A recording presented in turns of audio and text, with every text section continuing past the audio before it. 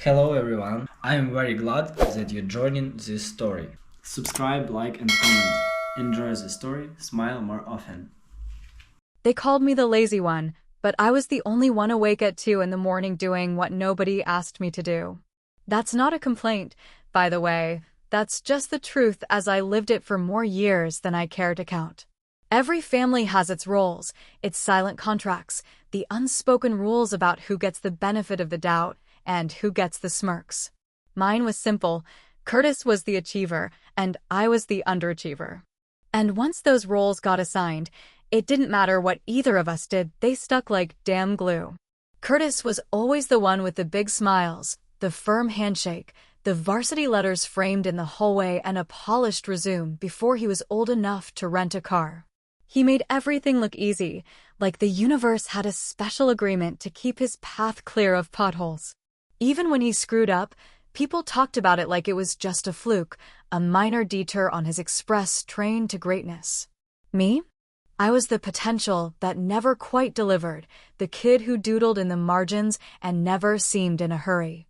He's smart, but he doesn't apply himself, they said when I was 14. By the time I was 24, that sentence had mutated into, he's a good guy, just a little aimless. And by 34, it was just one word, lazy. But the thing about being seen as lazy is that after a while, you stop trying to change anyone's mind.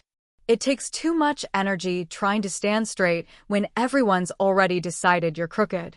So I leaned into it, stayed quiet at dinners, nodded when people joked about my freelance work, kept my side hustles and plans to myself. They never asked anyway. Not really. They smiled when Curtis showed them pictures of his law office and his new SUV, and then they turned to me and asked, still doing that online thing, like I was selling fake sunglasses on Craigslist. It was Thanksgiving, 3 years ago, when it all really started cracking. That's the moment I think about most now, the one I replay in my head late at night when I can't sleep. I remember the smell of my mom's stuffing, the clink of glasses, and the hum of the football game playing in the background while everyone clustered around the dining table like some Hallmark special. Curtis had just walked in, wearing a blazer no one asked him to wear, holding a bottle of wine that probably cost more than my rent. He got the usual greeting, the cheers, the backslaps, my aunt practically melting over how sharp he looked. I followed a few steps behind him. Same old jeans, hair probably a little messy, hands in my pockets. I knew my place, and it wasn't the center of attention. Never had been. When dinner was finally served, I sat at the far end, 2 seats away from my cousin, who kept trying to show me pictures of his new truck. My uncle, who hadn't seen me in over a year, leaned over and asked, "So, Dean, still figuring things out?" Then he laughed, and everyone laughed with him. It wasn't cruel, not really. Just that casual kind of family mockery that slices you open with a butter knife, slow, dull, but deep enough to sting. I smiled, shrugged, told him, yeah, something like that. And I knew what he was thinking. Same old Dean. Too smart to be this broke, too stubborn to get a real job, too comfortable being a nobody. It's funny how people can look at you and only ever see your shadow.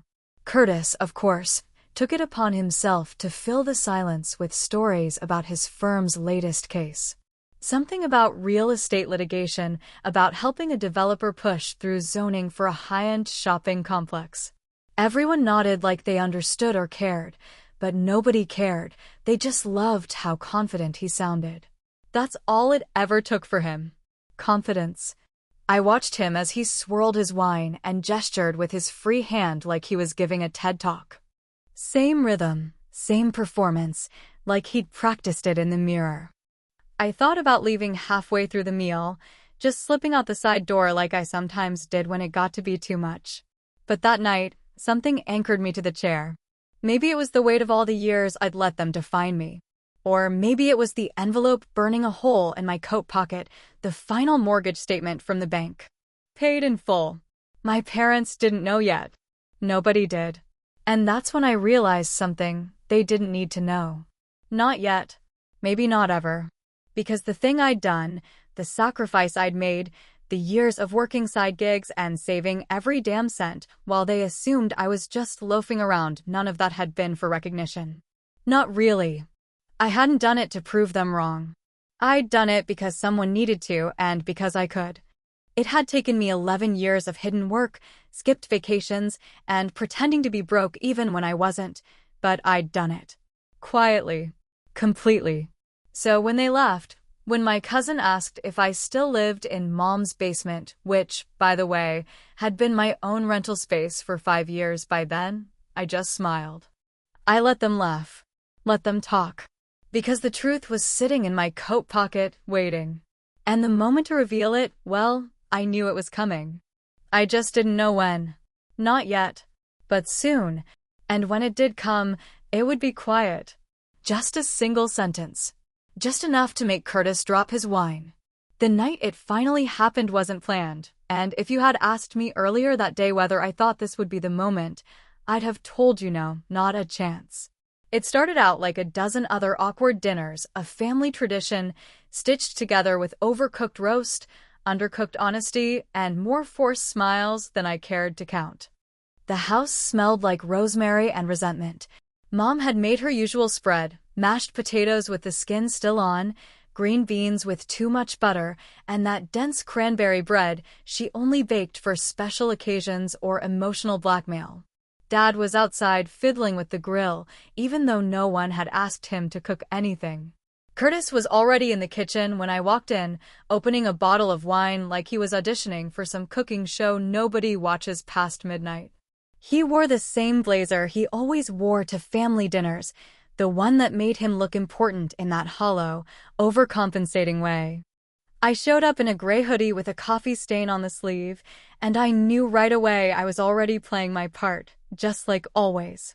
The moment he saw me, Curtis smiled like I was an old joke he still found amusing, something half pitiful, half predictable. "Still driving for Uber?" he asked before I even took off my shoes. "Sometimes," I said, not offering anything more. He smirked, twisted the cork out of the bottle with a pop, and said, "That gig economy life. Gotta love it."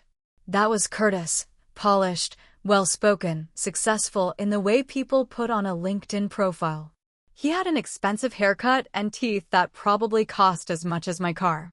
The golden child. The guy with the framed diploma, the tax-deductible donations, the home office with an espresso machine. He was, to most people in the room, the man you pointed to when you wanted your own kid to shape up. We sat around the dinner table, just the four of us this time, no cousins, no extended family, just the original cast. Mom poured herself a glass of wine and tried to steer the conversation toward neutral waters, asking me if I was still working on that thing with the websites and asking Curtis if the firm was still keeping him busy. She smiled too much, like she was trying to smooth over something we hadn't even said out loud yet. Curtis took over, of course. He launched into a monologue about one of his latest clients, some commercial development deal involving investors and permits, and a whole lot of words nobody at that table really understood. But everyone pretended they did just so he wouldn't have to explain himself.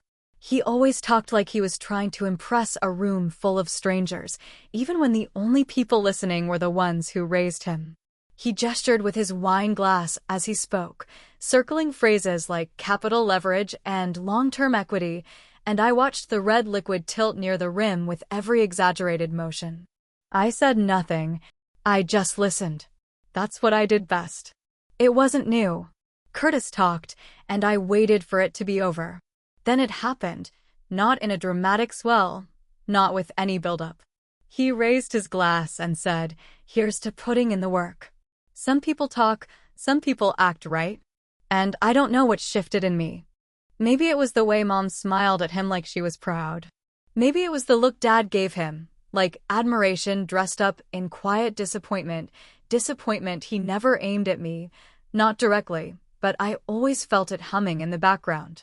Maybe it was the fact that I had sat through years of this same conversation and let it pass again and again, because it was easier to be quiet than to correct people who had already written your whole story for you.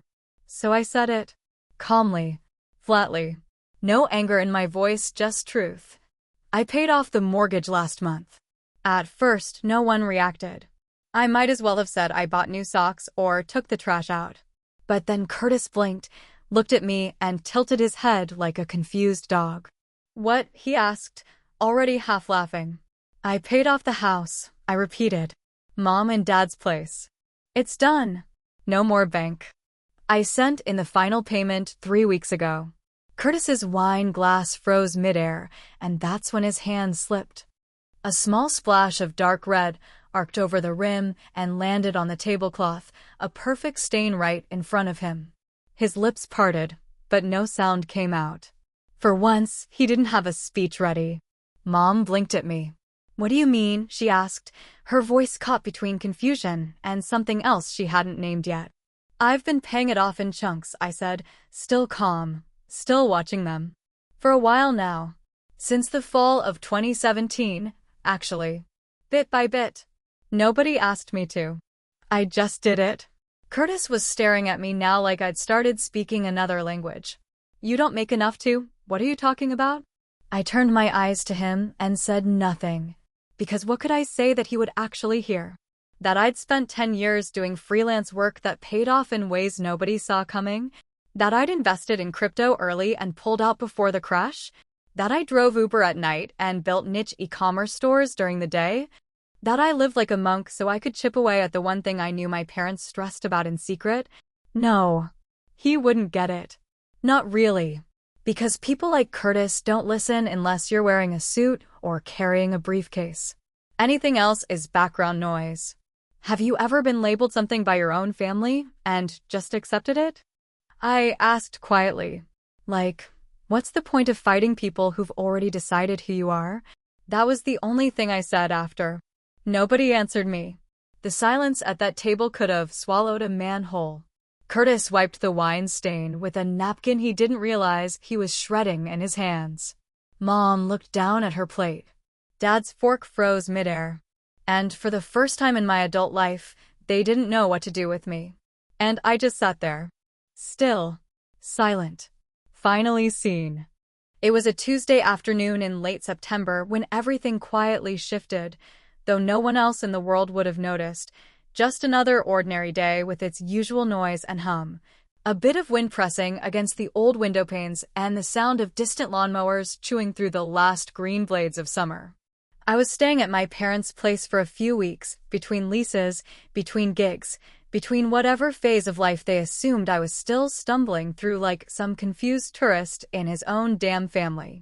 I'd been crashing in the basement, my old territory, a half-finished space that smelled faintly of damp concrete and old books, cluttered with the ghosts of my teenage years and all the assumptions that had settled over me like dust no one cared to wipe off. That afternoon, I came upstairs just after lunch, barefoot and carrying a chipped mug of instant coffee, half heated in the microwave and already going cold.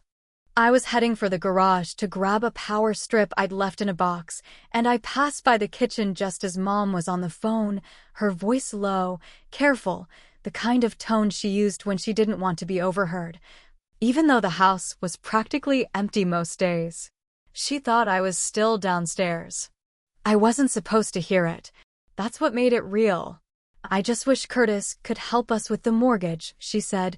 Not angry, not dramatic, just tired, the kind of tired that slips out when you stop pretending everything's fine and finally say the thing you've been holding in your chest like a hot coin. The silence that followed was loud as hell. I stood there, just outside the doorway, still holding that useless mug of cold coffee, suddenly aware of how my heart was thudding like a warning bell behind my ribs. I didn't move, didn't breathe.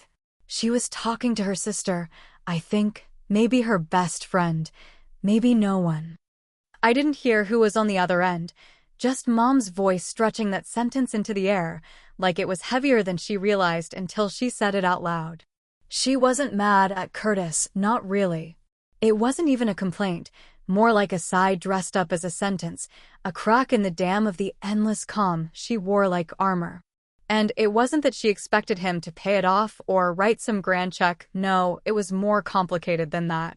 It was disappointment soaked in love, the kind of pain you don't admit to anyone but maybe yourself in moments like that, when you think nobody's listening. I walked back downstairs without saying a word, power strip forgotten, coffee still in hand, and I sat at the edge of the futon I used as a bed and stared at the blinking router light for a long time. That moment, that one sentence, carved itself into me like a notch in wood, not because it was cruel or unjust, but because of what it revealed. She didn't ask for help. She just wished for it. And that made it worse. That night, I opened my laptop and logged into my own bank account, then into the mortgage provider's website using credentials I'd helped Dad set up years ago and which he'd never bothered to change. It felt strange, maybe even wrong, like crossing a line that had been drawn in invisible ink, but I did it anyway, hands steady, stomach tight. The balance stared back at me like a challenge, a number too big to fix in one move, but not impossible if you came at it sideways and never let it see you flinch. The next morning, I made the first payment, not a full amount, just a partial one, $1,000 that vanished into their balance like a drop in a well. I labeled it Anonymous Benefactor and sent a fake thank you note to their email inbox just to keep the trail messy enough that they wouldn't question it too deeply. Dad opened it that afternoon, muttered something about probably a glitch, and never brought it up again. That was the beginning of what I started to call the guilt ledger, not in jest, but with a kind of grim reverence. Every dollar I poured into that mortgage felt like I was sanding down a corner of something sharp and unfinished in our family, some rusted metal edge no one wanted to talk about. I didn't just want to help them, I wanted to erase the quiet weight I saw pressing on their backs whenever they thought no one was watching. I wanted to fix something that I didn't break, and that's what made it feel so damn complicated. I worked more, harder, stranger jobs. I pulled 12-hour days split between freelancing and night shifts. I took contracts from shady startups that never paid on time and clients who always wanted just one more revision for free. I skipped holidays, skipped birthdays, told people I was busy or out of town when the truth was I was just too tired to be around anyone who didn't understand why I was pushing myself this hard for something that didn't benefit me in any direct, measurable way. I kept no spreadsheets, no notes, no proof.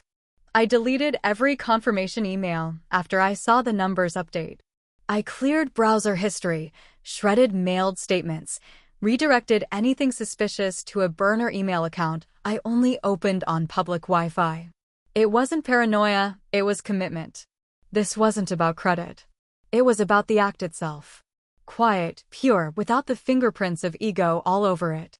And yet, there were nights, usually around 2 or 3 in the morning, when I couldn't sleep and the coffee in my blood had long gone bitter, when I'd stare at the ceiling and wonder if what I was doing was right. Not legally, not morally, I knew I wasn't stealing or lying in a way that mattered. But emotionally, spiritually, whatever you want to call that inner ledger we keep for ourselves, I wondered if I was rewriting something that wasn't mine to fix. Would they even want this gift if they knew? Would it feel like a relief, or would it shame them in ways I hadn't considered? And why was I doing this alone?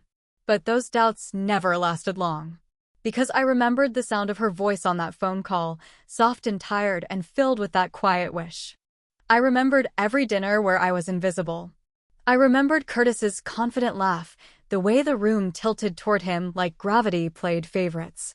I remembered every label they stuck on me, every dismissal I swallowed, every moment I wondered if maybe they were right about me after all. So I kept going. Payment after payment. Sacrifice after sacrifice. No applause. No acknowledgement. Just numbers falling and pressure lifting, one quiet month at a time. And I told no one.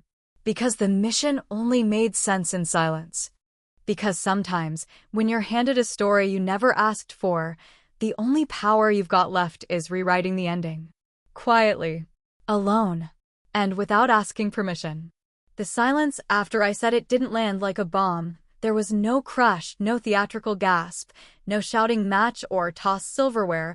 It was slower, heavier, like a fog rolling into a valley where everyone thought the weather would stay dry forever.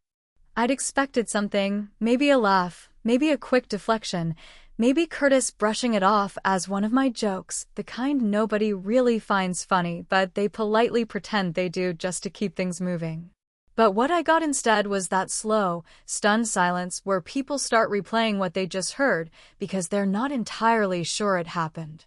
Mom was the first to blink, her mouth half open, like she'd started to ask a question, and then forgot the words halfway through. Dad's fork was still hovering in the air, chicken stuck on the tines, unmoving, as if frozen in time. And Curtis, well, Curtis just sat there staring at me, wine dripping from his fingers into the linen napkin he'd balled up unconsciously in his palm. It was almost impressive how fast his face shifted from confusion to denial, like he couldn't quite compute the sentence I'd dropped between us, as if I'd spoken in another language, one he hadn't bothered to learn because he never imagined he'd need it. You, he finally said, with a short, disbelieving laugh, the kind of laugh people use when they're cornered and reaching for a weapon that's no longer there. You paid off the mortgage? With what money, Dean? You live in a basement. That last line didn't come out like a joke. It came out like a punch, hard, mean, desperate, the way someone fights when they've just realized they might not be the smartest guy in the room anymore.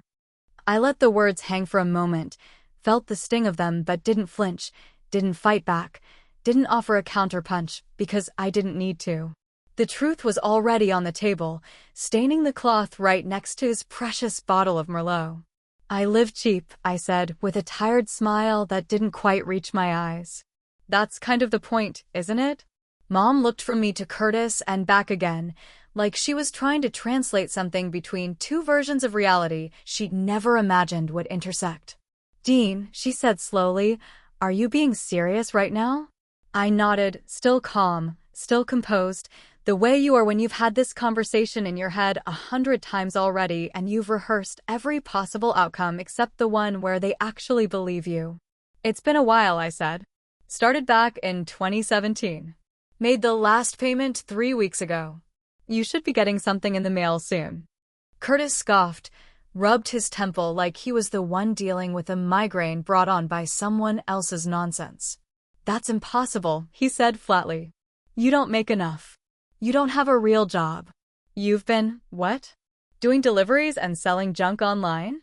You're not some financial genius, Dean. No, I said, keeping my voice level. Just persistent. Dad finally set down his fork and leaned back in his chair, his expression unreadable, not angry, not proud, just stunned. He didn't speak, which somehow felt louder than anything Curtis had said. That silence from him? That hit me harder than my brother's sarcasm ever could. Maybe because it told me everything I needed to know about what he'd assumed all these years. Maybe because I'd once believed that if anyone in the house might have seen something in me, it would have been him. Curtis pushed his chair back suddenly, standing up with too much force, wine glass rattling against the table. So what is this? He demanded, his voice rising now, the mask slipping. You come in here and drop this like a bomb so we can all sit around and pat you on the back? Is that what you want, Dean? Applause? A damn parade? No, I said again, quiet but firm. I just thought you should know. He shook his head, jaw clenched, pacing now like the living room had become a courtroom, and he was trying to prep his closing argument. You always had a chip on your shoulder. You've spent your whole life pretending like the world did you wrong, but the truth is you never wanted to try. You were scared of failing, so you didn't play the game. And now you want to play hero because you finally scraped together enough money to do one decent thing. I could have argued. I could have stood up and listed every job I'd worked, every deal I'd brokered, every damn night I'd spent calculating how much I could send toward the mortgage without leaving myself broke. But I didn't. Because I knew Curtis wasn't asking to understand, he was asking to win. And you don't argue with people who think life is a scoreboard. Instead, I turned to my parents and said, it wasn't about being a hero. It was about helping. That's it. That's all. Mom was crying now, not sobbing, but those quiet, leaking tears that make your throat close up just watching. She whispered something like I didn't know, or maybe I'm sorry, and I just nodded, because I didn't need her to say more. The words weren't the point. Curtis stormed out 10 minutes later, muttering something about how I'd done this for attention, that I'd made them all look stupid, and that I didn't get to pretend I'd been the adult in the room all along. Dad followed him out without a word. The door slammed harder than necessary, but maybe not as hard as he wanted. Afterward, I helped Mom clear the table. She didn't say much, just moved slowly, like she was carrying something heavier than the plates in her hands. We stood at the sink together, washing dishes like it was any other night, the kind you forget the details of until something small reminds you years later. That's the part nobody talks about, the part where you finally say the thing you've been holding for years, the thing that burned a hole through your silence, and then you realize there's no applause, no dramatic music, no moment of triumph. Just dishes. Just a tired woman drying a wine glass that will probably always have a faint red stain near the rim. Later that night, I sat alone on the back porch, listening to the wind drag leaves across the driveway, and I thought about how strange it is that the people who know you the longest can still understand you the least. Curtis saw what he needed to see, and maybe he always would. Maybe he needed me to be the lazy one so he could stay the star. Maybe he couldn't handle a world where both of us were complicated. And maybe, just maybe, that was never mine to fix. The garage was where I went when I wanted the world to stop pressing in on me from all sides, and maybe it's not the most poetic sanctuary, but for years it was the only place where I could hear myself think without someone else's expectations buzzing around in the background. It smelled like old oil and half-finished projects, and it looked like a halfway point between a workspace and a storage unit, with rusted tools piled in cracked red drawers and boxes labeled in handwriting that had faded with time and heat and disinterest. It wasn't pretty, but it was mine, or at least it was the one place I felt I could belong without explanation. And that night, after the dinner that changed everything, I sat there with the garage door cracked just enough to let in the night air, waiting for the noise in my head to settle down. It was late, maybe 11:30, when I heard the sound of shoes on concrete. Slow steps, heavy but deliberate, and I didn't need to look to know it was my father. He walked like someone who used to run but hadn't in years, the kind of gait that suggested weariness but not weakness, and when he appeared in the doorway, he didn't say anything at first. Just stood there with his hands in his jacket pockets, looking at me the way someone looks at a puzzle they've tried to solve for far too long. I gestured toward the old lawn chair across from me, and to my surprise, he took it without hesitation. That alone was enough to tell me this wasn't going to be like our usual surface-level check-ins, the ones where we danced around real subjects like two men afraid to spill something that couldn't be cleaned up. He sat down slowly, the chair creaking under his weight, and stared at the floor like it held a map to a version of his son he hadn't bothered trying to understand. "I didn't know," he said finally, voice rough from years of swallowing things he never said out loud. "About the house. The payments. None of it." "I know," I replied, not with bitterness, but with something quieter. Maybe acceptance. Maybe resignation. I'm not sure. He nodded like he expected that answer, and for a long time we just sat there, two grown men surrounded by dust and forgotten tools, breathing in a silence thick enough to feel. Then came the question, not sharp, not accusatory, just slow and curious, like he genuinely wanted to understand. "Why?" he asked. "Why didn't you tell us?" I could have given him a dozen answers, each one technically true, but not really complete. I could have talked about responsibility or pride or wanting to surprise them or how I didn't think they'd believe me. But in that moment, none of those felt right. So I told him the one thing I hadn't said out loud to anyone, not even myself until then. "Because nobody thought I would," I said. "Not you. Not Mom. Not Curtis. No one." He didn't flinch. Just nodded again, slower this time, like each word was a nail getting hammered deeper into a truth he hadn't been ready to face. "I guess that's true," he murmured, more to himself than to me.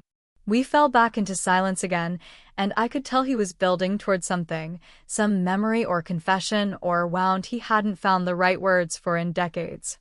I didn't push. I just waited. You remember the summer after your brother graduated? He asked suddenly, eyes still fixed on the floor. I nodded. Yeah. You were what, 17? 18? 17. That was the year we almost lost the house, he said, and there it was, something I didn't know, something he had buried deep, maybe thinking it would die with time. I never told your mother. Took out a second loan. Worked double shifts for almost 8 months. Had to borrow money from your uncle, and I told him not to say a word. I looked at him, really looked at him, and in that moment he didn't seem like the strong, stoic man who always had a solution and a steady hand. He looked like someone who had fought a war in silence, much like I had, and never once expected anyone to notice. I used to sit out here, he continued, gesturing at the cluttered garage, and think about what I'd do if we lost it. This house. Everything. I used to imagine walking away from it and just starting over. Somewhere smaller. Simpler. I didn't know what to say to that. I'd never seen him like this, not weak, but cracked open. That was the first time I really felt like I failed, he said, then paused before adding, I think that's why I came down hard on you sometimes. I didn't know how else to handle it. I could feel something tight in my chest loosening, but I wasn't sure if it was relief or sadness or both tangled together like two ropes that had been twisted too long. I didn't pay off the mortgage just to be the good son, I said finally, voice quiet but steady. It wasn't about proving anything to Curtis or getting some trophy. It was about that summer. About knowing how it feels to watch something you love hang by a thread. And knowing that if I could stop it from happening again, I should. He looked up then, eyes red, not from crying but from something heavier, memory, maybe, or regret. I never meant to make you feel like you were less, he said. I know, I told him. But you did. There was no anger in my voice, just truth. And he nodded, accepting it the way only a father who's finally realized he doesn't know his son as well as he thought can. We didn't hug. We didn't say I love you. That wasn't us. But before he left, he stood up, put a hand on my shoulder, and gave it a single, firm squeeze. That was enough. And for the first time in a long time, I didn't feel like I was sitting in a garage. I felt like I was home.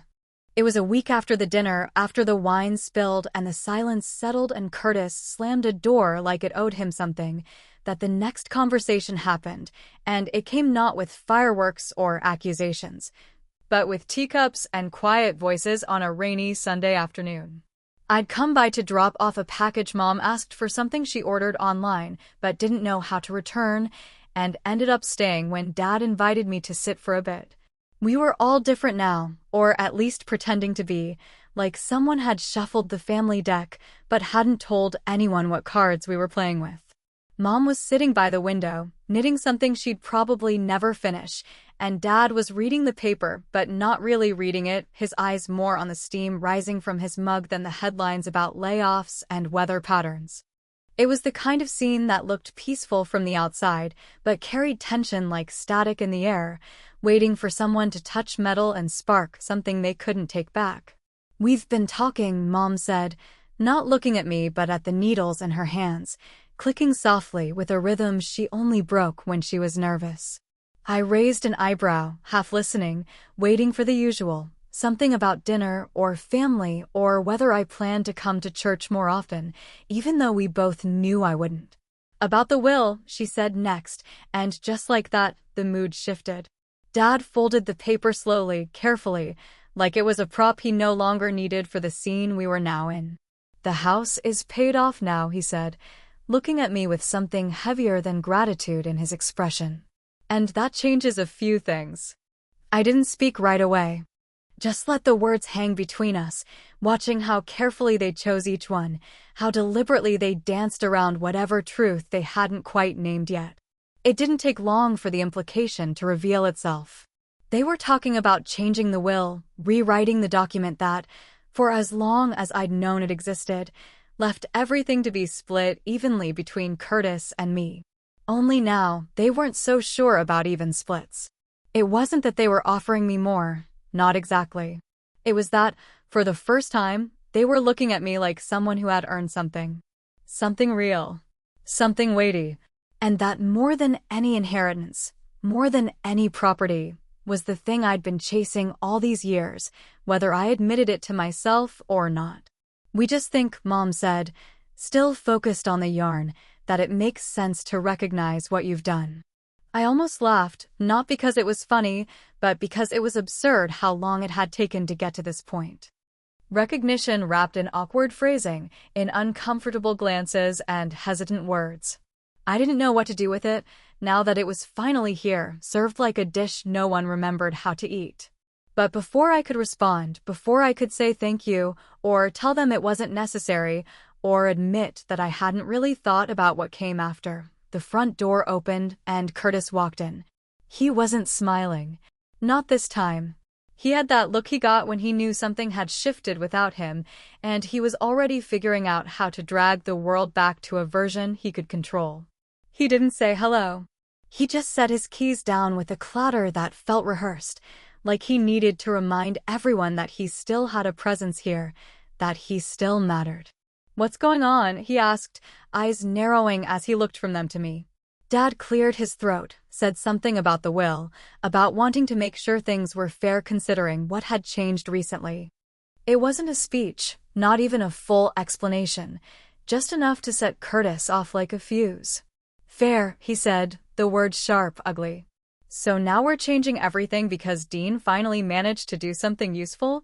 Mom tried to calm him, voice soft and motherly in that way that always made Curtis worse, not better. He hated being coddled, hated being told to calm down, especially when he felt the walls moving in.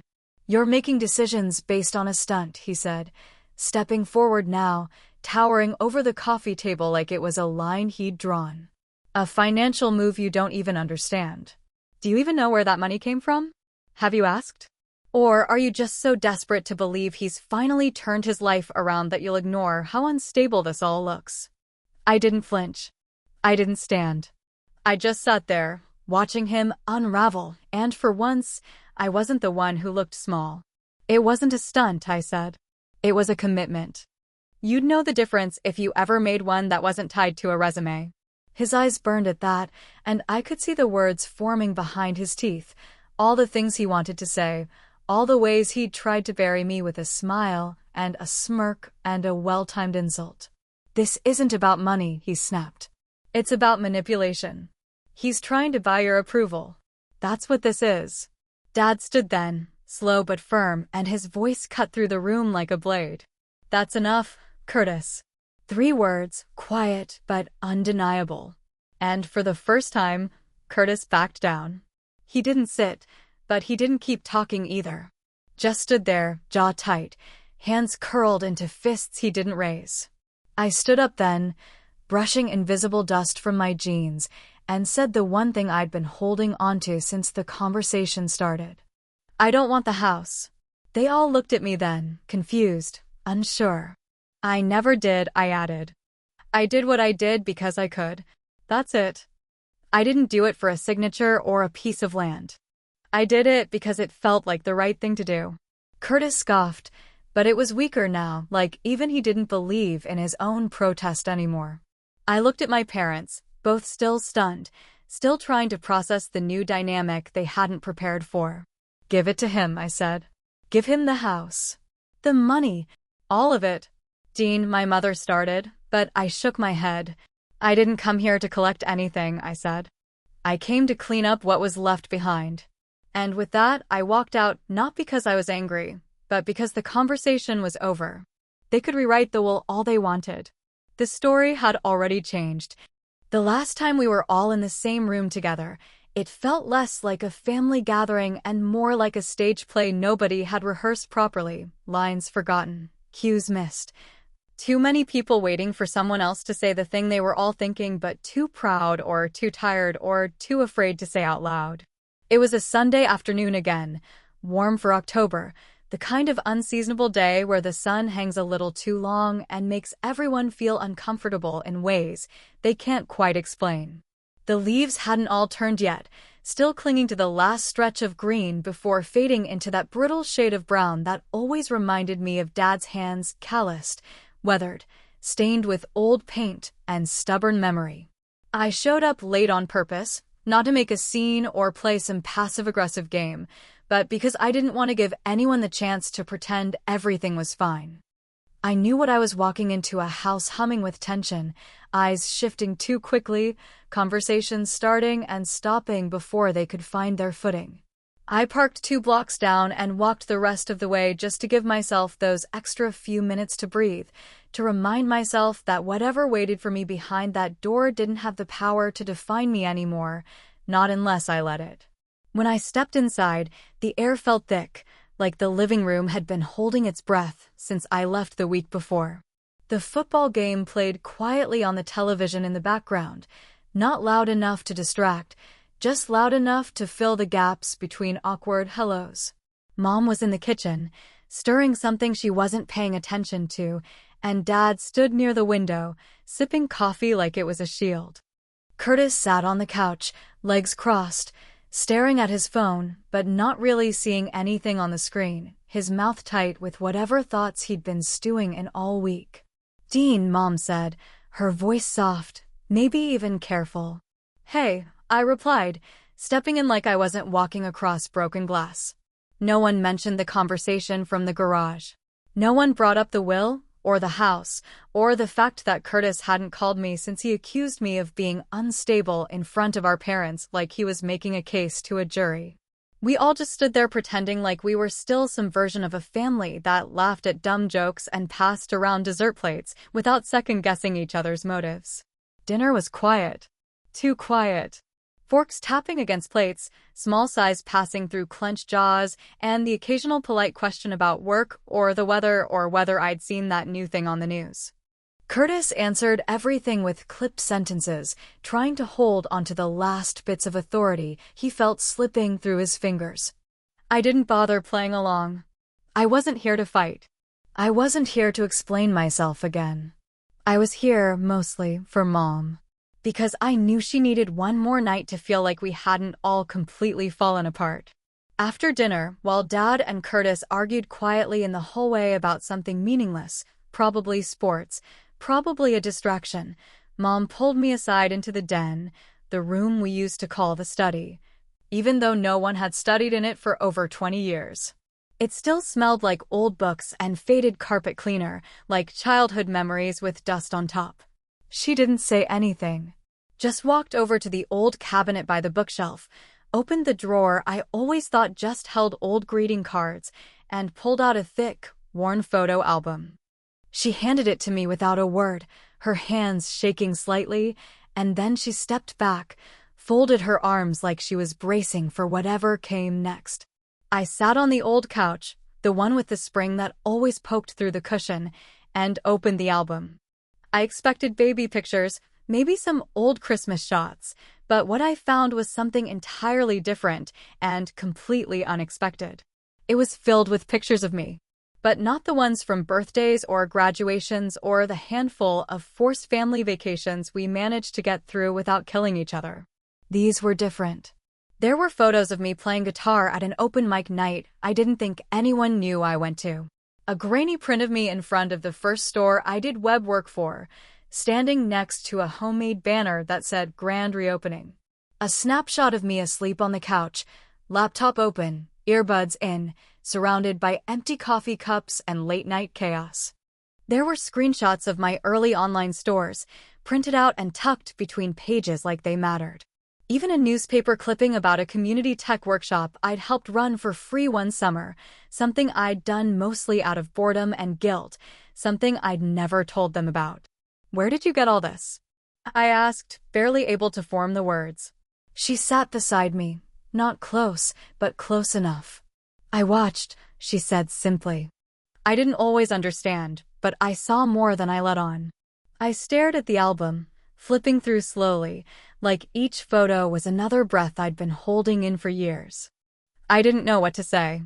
I didn't know if there was anything to say. "I didn't mean to fail you," she said after a long silence. I shook my head. "You didn't fail me. You just didn't see me. Until now." And that was the truth, plain and raw. I left not long after that, said goodbye in the kind of soft, practiced tone you use when you're not sure what comes next, but something has changed. Curtis didn't look up from his phone. Dad gave me a nod. Mom hugged me too long and didn't say another word. Outside, the wind had picked up, carrying the sharp scent of rain in the air, and I walked back to my car feeling strangely light, like I'd put something down I'd been carrying for too damn long. I sat in the driver's seat for a few minutes, hands on the wheel, staring out at the house I'd grown up in, the house I'd paid for without expecting anyone to clap, the house filled with too many echoes and not enough truth until recently. They'll never see me the same. And maybe that's okay. I didn't need them to. Not anymore.